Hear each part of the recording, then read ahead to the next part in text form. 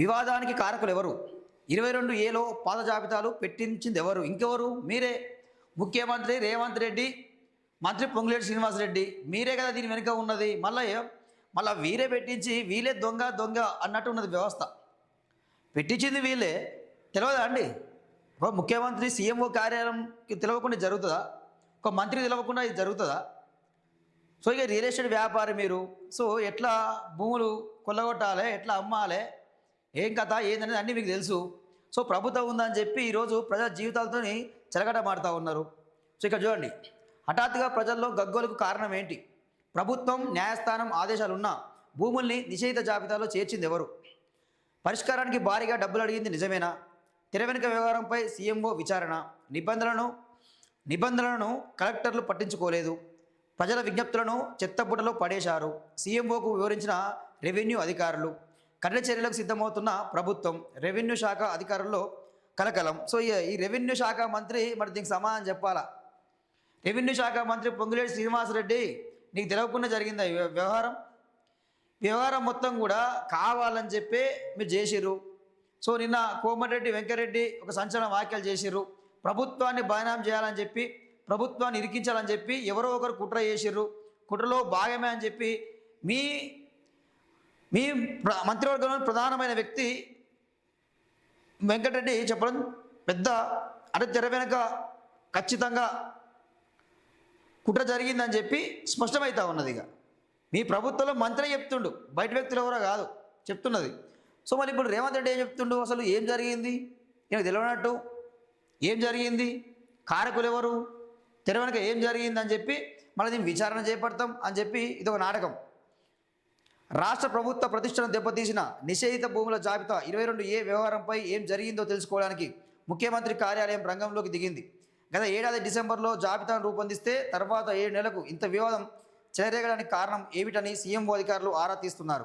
కొంతమంది రెవెన్యూ అధికారులను, వివిధ వర్గాలకు చెందిన వారిని పిలిపించుకొని ప్రజల్లో ఇంత వ్యతిరేకత రావడానికి, సమస్యపై ఇంత చర్చ జరగడానికి, ఇంతకాలం తర్వాత తెర మీదకు రావడానికి కారణాలు ఏమై ఉండొచ్చని తెలుసుకుంటున్నారు. నిషేధిత జాబితాలో పెట్టేందుకు పాత రెవెన్యూ రికార్డులను పరిగణలోకి తీసుకోవాలని అధికారులను ఎవరెవరు చెప్పారు, ఏ ఉద్దేశంతో చెప్పారనే కోణంలో సీఎంఓ ఆరా తీస్తున్నట్టు తెలిసింది. 22A జాబితాలు తయారు చేశాక వాటి నుంచి తొలగించేందుకు కమిషన్లు అడిగింది ఎవరనే కోణంలోనూ వివరాలు సేకరిస్తున్నారు. ఇటీవల బంజారాహిల్స్లో ఉన్న స్టోన్ వ్యాలీ అపార్ట్మెంట్ అసోసియేషన్ తమ భవనం నిషేధ జాబితాలో ఉందని రెవెన్యూ అధికారులను ఆశ్రయించింది. ఓ ఉన్నతాధికారి క్షేత్రస్థాయి వాస్తవాలను ఏమాత్రం పట్టించుకోకుండా అసోసియేషన్ రావడం కాదు, బిల్డర్ను రమ్మనండి అని చెప్పారు. స్టోన్ వ్యాలీ అపార్ట్మెంట్ నిర్మాణం 20 సంవత్సరాల క్రితం జరిగిందని, ఇప్పుడు 22Aలో ఎలా పెట్టారని వారు ఎదురు తిరిగి ప్రశ్నించారు. సో 22A సమస్య వెనుక కుట్ర ఎవరో కావాలని చేసి ఉండొచ్చు, అధికారుల వెనుక ఇంకెవరైనా ఉన్నారా అన్నది విచారణలో తేలుస్తాం. కమిషన్లు ఎవరికి వెళ్తున్నాయో తేలుతుంది. ఇది ప్రభుత్వాన్ని అప్రతిష్టపాలు చేసే యత్నం. అసెంబ్లీలో దీనిపై చర్చిస్తాం. మంత్రి కోమటిరెడ్డి వెంకరెడ్డి, రెవెన్యూ మంత్రి తప్పుకోవాలి, బీఆర్ఎస్ నేత హరీష్ రావు డిమాండ్ చేస్తూ ఉన్నాడు. సో ఇక్కడ చూడండి, సో ఖచ్చితంగా తప్పు జరిగింది. తెర వెనుక ఉన్నది ఎవరు? మంత్రి పొంగులేటి శ్రీనివాసరెడ్డా, ముఖ్యమంత్రి రేవంత్ రెడ్డా? సో ఎవరున్నారు దీని వెనుక? ఎవరికి భారీగా ముడుపులు ముడుతున్నాయి అని చెప్పి పెద్ద ఎత్తున మనం చర్చ జరుగుతూ ఉంది. ప్రైవేటు భూముల్ని కూడా ఈరోజు నిషేధ జాబితాలో పెట్టారు. ఇంత దారుణమా అండి? సో దాన్ని క్లియర్ చేయడానికి మళ్ళీ ఏంది? ముడుపులు ఇవ్వాలి, ఏంది లంచం ఇవ్వాలి.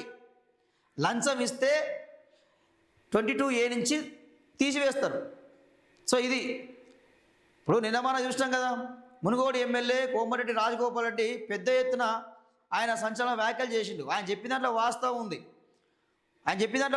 ఉంది. పైన ఉన్నోళ్ళు, కాంగ్రెస్ సంబంధం లేనోళ్ళు, తెలంగాణ ఉద్యమానికి సంబంధం లేనోళ్ళు లక్షల కోట్లు ఈరోజు తింటా ఉన్నారు ప్రజల సొమ్ము, తెలంగాణ సొమ్ము అని చెప్పి ఆయన కామెంట్ చేసిండు. సో మరి ఇవన్నీ బయట పడుతున్నాయి వాస్తవానికి కూడా.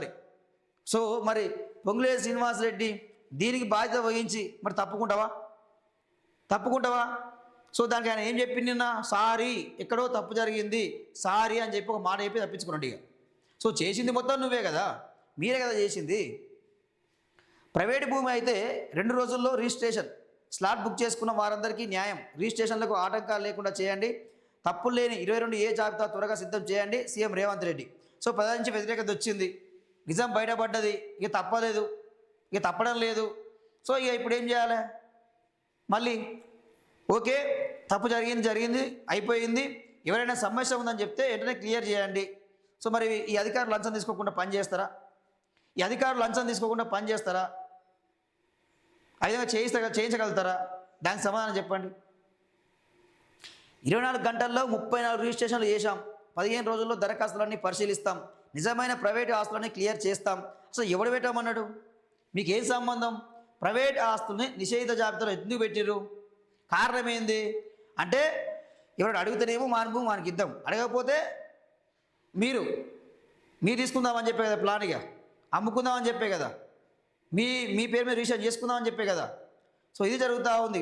వాస్తవం చెప్పాలంటే వాస్తవానికి ఈరోజు కొన్ని వర్గాల చేతుల్నే వేల లక్షల ఎకరాల భూములు ఉన్నాయి, కొన్ని వర్గాల చేతుల్నే. సో వాస్తవం చెప్పాలంటే మళ్ళా దున్నేవాడిదే భూమి అని చెప్పి మళ్ళీ భూపోరాటం రావాల్సిన అవసరం ఉంది ఈరోజు వాస్తవం చెప్తే చనిపోతే బొందబెట్టడానికి కూడా ఈరోజు జాగ లేకుండా అయింది, శ్మశానాలు కూడా లేకుండా అయినాయి. ఎందుకంటే దాన్ని కూడా శ్మశానాన్ని కూడా కబ్జా చేస్తూ ఉన్నారు, శ్మశానాన్ని కూడా ఈరోజు కబ్జా చేసే పరిస్థితి ఉన్నది ఈరోజు. ఈ విధంగా ఉన్నది వ్యవస్థ. సో మళ్ళీ ఆ పోరాటం రావాల్సిన అవసరం అయితే ఈరోజు ఉన్నది. ఎందుకండి ఉన్నోని దగ్గరనే 1,00,000 ఎకరాలు ఉంటే లేనివాడు లేక ఏడుస్తుంటే ఏంది పరిస్థితి? ఎవరు దోసుకొని తింటుండి సంపద? ధరణి తప్పులకు హరీష్ బాధ్యత తీసుకున్నారా? మీడియాతో రెవెన్యూ మంత్రి పొంగులేటి. సో వాళ్ళు తప్పు చేసిరనే కదా వాళ్ళని ప్రభుత్వం నుంచి దించి మీకు అవకాశం ఇచ్చింది. సో మళ్ళీ మీరు ఆ తప్పులు చేయొద్దనే కదా, మళ్ళీ మీరు అదే తప్పులు చేసి మళ్ళీ ఆయన బాధ్యత తీసుకుండా నువ్వు తీసుకున్నావా ఏంది మాటలు? సో మీ వల్ల ఇప్పుడు మీరు చేసిన తప్పిదం వల్ల ప్రజలు ఇబ్బంది పడుతూ ఉన్నారు కదా, వాళ్ళు రిజిస్ట్రేషన్ చేసుకోలేక, అమ్ముకోలేక, లోన్ తెచ్చుకోలేక. సో పోనీ దాన్ని ఇప్పుడు 22A నుంచి విడిపించుకోవాలంటే అధికారుల చుట్టూ తిరగాల, మరి అడిగినంత లంచం ఇవ్వాలా, ఇస్తేనేమో పని చేస్తాడు, లేకపోతే లేదు. ఏమనంటే సార్ ప్రభుత్వం పెట్టింది మాకేం తెలుసు అంటాడు. సో ఇది జరిగే వ్యవస్థ. ఇది క్లియర్ చేయాల్సిన బాధ్యత మాత్రం రేవంత్ రెడ్డి మీద ఉంది. లేకపోతే మాత్రం పెద్ద ఎత్తున ప్రజలు తిరగబడే అవకాశం అయితే ఉంటుంది ఈరోజు.